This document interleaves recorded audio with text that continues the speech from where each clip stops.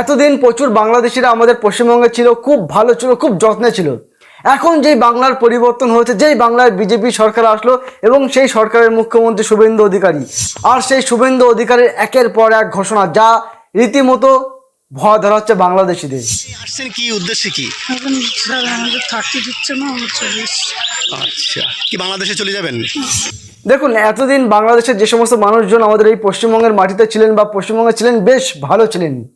এইবার যে পশ্চিমবঙ্গের পালাবদল হলো, পশ্চিমবঙ্গে আসলো বিজেপি সরকার এবং সেই সরকারের মুখ্যমন্ত্রী শুভেন্দু অধিকারী, আর তারপর থেকে বাংলাদেশিদের মধ্যে একটা মাথা ব্যথা বেড়ে গেল। এখন ফিরে যাচ্ছেন কেন? এখন ফিরে যাচ্ছি ওই যে সরকার আর কি দেশের মানুষ দেশে চলে যাও।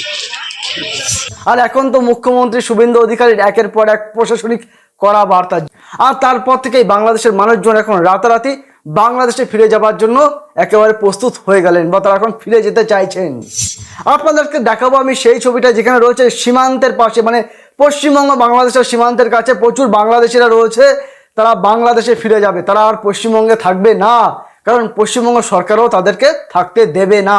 সমস্ত বাংলাদেশিদেরকে এবার পশ্চিমবঙ্গ থেকে বের করে দেওয়া হবে বা ভারত থেকে বের করে দেওয়া হবে, যাই বলুন না কেন।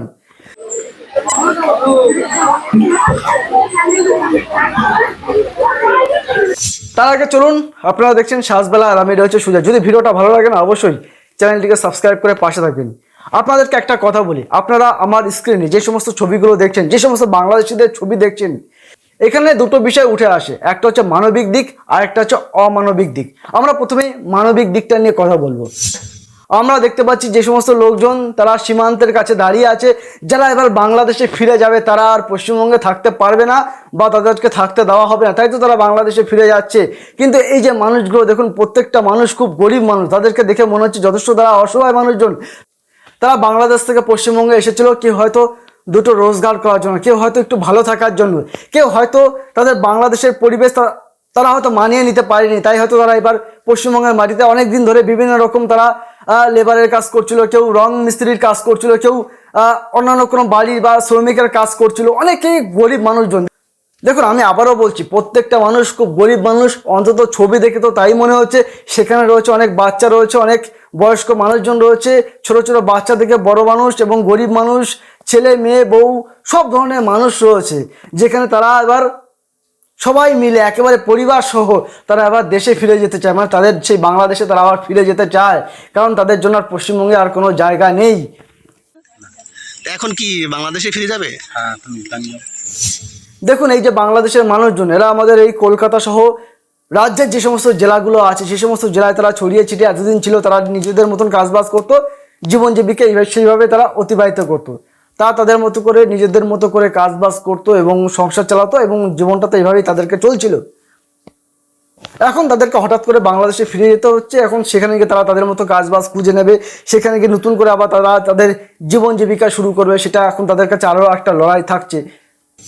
আর পশ্চিমবঙ্গের মুখ্যমন্ত্রী শুভেন্দু অধিকারী তিনি তো পরিষ্কার বলে দিয়েছেন, কোনো অবৈধ অনুপ্রবেশকারী যদি পশ্চিমবঙ্গের মাটিতে থাকে, তাহলে বিএসএফ যেন সরাসরি তাকে বাংলাদেশ সীমান্তে যেন তাকে পৌঁছে দেয়।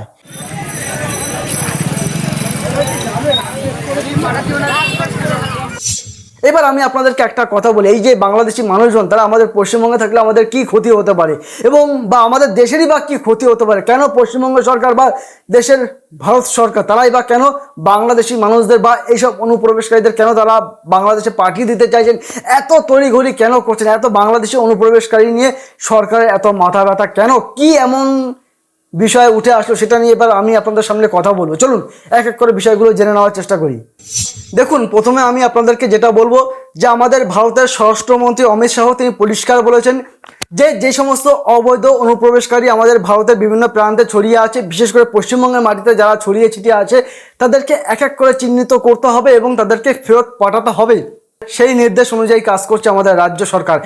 তাই তো বাংলাদেশিরা এবার নিজে থেকে নিজে দায়িত্ব নিয়েই পুরো পশ্চিমবঙ্গ ছেড়ে তারা নিজেদের দেশে ফিরে যেতে চাইছে, কারণ এই দেশে থাকলে তাদেরকে হোল্ডিং সেন্টারে রাখা হবে, যেটা পশ্চিমবঙ্গ সরকারের মুখ্যমন্ত্রী পরিষ্কার জানিয়ে দিয়েছে। তারা যদি এই দেশে থাকার চেষ্টা করে কোনো কারণে, তাহলে কিন্তু তাদের হোল্ডিং সেন্টারে থাকতে হবে। তার কারণ কোনো অনুপ্রবেশকারীদের কিন্তু এই ভারত সরকার বা পশ্চিমবঙ্গ সরকার কিন্তু আর জায়গা দেবে না। দেখুন, আপনারা তো সকলেই জানেন যে আমাদের পশ্চিমবঙ্গে এখন ডকুমেন্ট যাচাই করার একটা পর্ব চলছে, বা সেটা প্রশাসন সেটা যাচাই বাছাই করছে। ঠিক কিভাবে করছে চলুন একটু জানার চেষ্টা করি। কলকাতা, উত্তর চব্বিশ পরগনা, নদিয়া, মুর্শিদাবাদ, মালদা এবং 2 দিনাজপুর আধার কার্ড এবং ভোটার কার্ড, জমির দলিল, এমনকি জন্ম বা বার্থ সার্টিফিকেট সহ একাধিক ডকুমেন্টসের যাচাই বাছাই করা চলছে।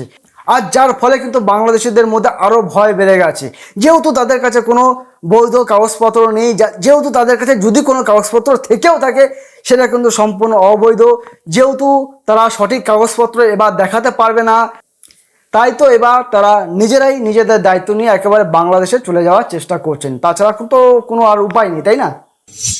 আর এখানে আপনাদেরকে আরও একটা কথা বলে রাখি, আমাদের পশ্চিমবঙ্গের একজন হেভিওয়েট মন্ত্রী দিলীপ ঘোষ, তিনি একটা পরিষ্কার একটা বার্তা দিয়েছিলেন। কি বার্তা দিয়েছিলেন চলুন একবার জেনে নেওয়ার চেষ্টা করি। দিলীপ ঘোষের বক্তব্য ছিল, ভালো হয় যদি তারা স্বেচ্ছায় নিজেদের দেশে ফিরে যায়, না হলে সরকার বাধ্য হয়ে প্রয়োজনীয় ব্যবস্থা নেবে। দেখুন, দিলীপ ঘোষ কিন্তু এটাই বলেছিল যে তারা যেন স্বেচ্ছায় নিজে থেকে যেন বাংলাদেশে চলে যায়, সেটাই তাদের জন্য সবচেয়ে ভালো উপায়। তারা যদি পশ্চিমবঙ্গের মাটিতে বা পশ্চিমবঙ্গে বা আমাদের দেশে যদি থাকার চেষ্টা করে, তাহলে কিন্তু সরকার প্রয়োজনীয় ব্যবস্থা নেবে, যার ফলে তাদের কাছে কিন্তু আর কোনো উপায় থাকবে না। এরপর থেকেই বনগাঁ, বসিরহাট, পেট্রাপোল এমনকি গেদে বর্ডার দিয়ে রাতের বেলা অনেক পরিবার ফিরে যাচ্ছে।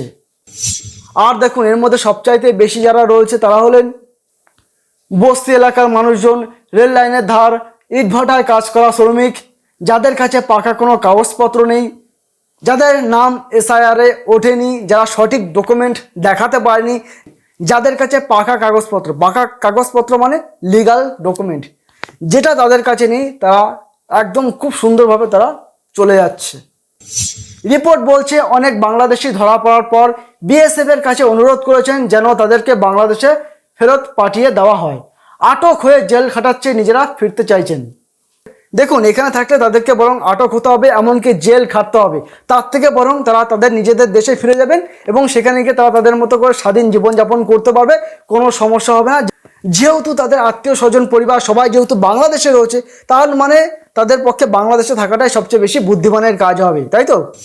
এরপরেও আমি আপনাদেরকে আরও একটা কথা বলবো, যেটা বাংলাদেশিদের মধ্যে আরও একটা সবচেয়ে বেশি ভয় কাজ করছে, যেটা আমাদের দেশের কথা আমি ছেড়ে দিন, আমাদের পশ্চিমবঙ্গে এই প্রথমবার এরকম একটা জিনিস ঘটতে চলেছে, যেটা বাংলাদেশিদের মধ্যে অনেক বেশি করে আতঙ্ক ছড়িয়েছে, যেটা বাংলাদেশিদের মধ্যে অনেক বেশি করে ভাবিয়েছে, যার ফলে তারা আর পশ্চিমবঙ্গে থাকার আর রিস্ক নেয়নি। তারা এবার সরাসরি বাংলাদেশ সীমান্তে পৌঁছে গেছে, কারণ তারা এবার দেশে ফিরে যাবে।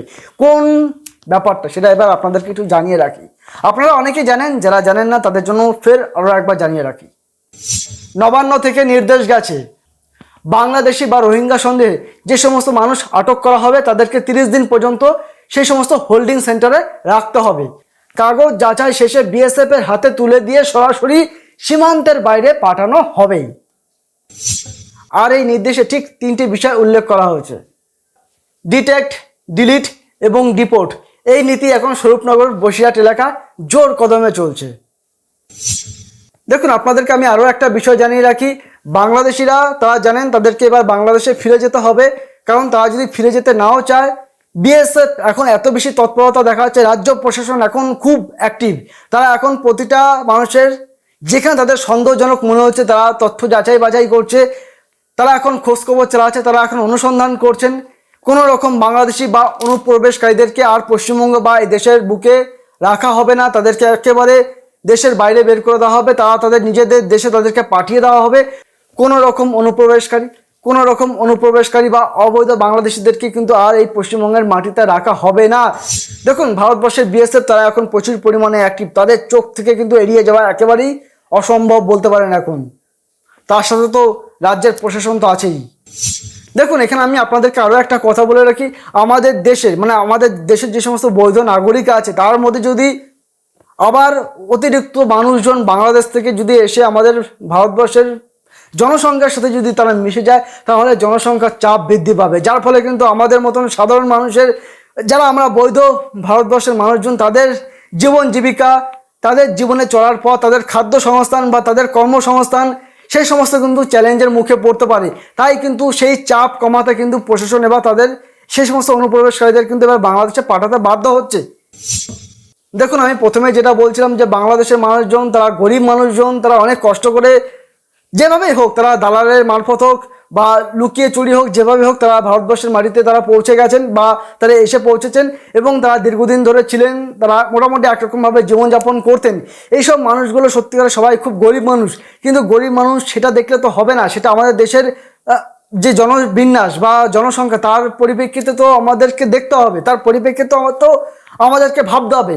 পাশাপাশি এই যে গরিব মানুষের মধ্যে কোনো রকম রোহিঙ্গার থেকে বড় কথা কোনো রকম কোনো অসৎ বা অসাধু মানুষজন যে নেই তার গ্যারান্টি কে দিতে পারে? তারা যে তাদের মধ্যে যদি কোনো অসৎ চিন্তাভাবনা থাকে, সেই সমস্ত মানুষজন আমাদের পশ্চিমবঙ্গ থেকে ঢুকে যদি তারা দেশের বিভিন্ন প্রান্তে যদি ছড়িয়ে পড়ে, তাহলে আমাদের দেশের সিকিউরিটি নিয়ে একটা সমস্যা হতে পারে। সেই ক্ষেত্রে অনুপ্রবেশকারীদেরকে কিন্তু অবশ্যই তারা তাদের দেশে ফেরত পাঠানো কিন্তু অবশ্যই দরকার, নাহলে কিন্তু আমাদের দেশের জন্য কিন্তু সেটা বড় ক্ষতি হবে। দেখুন, মানুষগুলো যতই গরিব হোক, যতই অভাবী মানুষজন হোক না কেন, কিন্তু যেটা নিয়ম, যেটা আইনে আছে, যেটা দেশের জন্য ভালো হয় সেটা তো করতে হবে, সেটা নিয়ে তো আর অস্বীকার করার জায়গা নেই, তাই না? সব শেষে যেটা বলতে পারি, যতদিন আমাদের এই পশ্চিমবঙ্গে সিপিএম এর সরকার যখন ছিল তখনও তারা ভালো ছিল, মমতা বন্দ্যোপাধ্যায়ের সরকারের সময় তারা আরও বেশি ভালো ছিল। এই যে দীর্ঘ সময় তাদের এই ভালো থাকা বা ভালোভাবে চলাফেরা, সেটা ক্রমশ অনেক বড় বিপদের মুখোমুখি দাঁড় করিয়ে দিয়েছে। সেটা ক্রমশ অনেক বড় বিপদের মুখে তাদেরকে দাঁড় করিয়ে দিয়েছে আমাদের পশ্চিমবঙ্গের নতুন সরকার, বিজেপি সরকার, এবং সেই সরকারের মুখ্যমন্ত্রী শুভেন্দু অধিকারী। সরকার প্রথম থেকেই খুব স্ট্রং, তারা প্রথম থেকেই বলেছিল যে যত অনুপ্রবেশকারী আছি, তারা সরকার প্রথম থেকেই বলেছে যত অনুপ্রবেশকারীরা আছে তাদেরকে একেবারে সীমান্তের ওপারে তাদেরকে পৌঁছে দেওয়া হবে, তাদেরকে দেশে রাখা হবে না।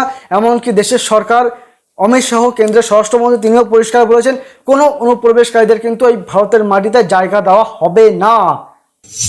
তাই তো এবার সমস্ত অবৈধ বাংলাদেশিরা, যাদের হাতে কোনো ডকুমেন্ট নেই, যাদের হাতে কোনো সত্যিকারের কাগজপত্র নেই, তারা এবার সরাসরি বাংলাদেশে ফিরে যাচ্ছে।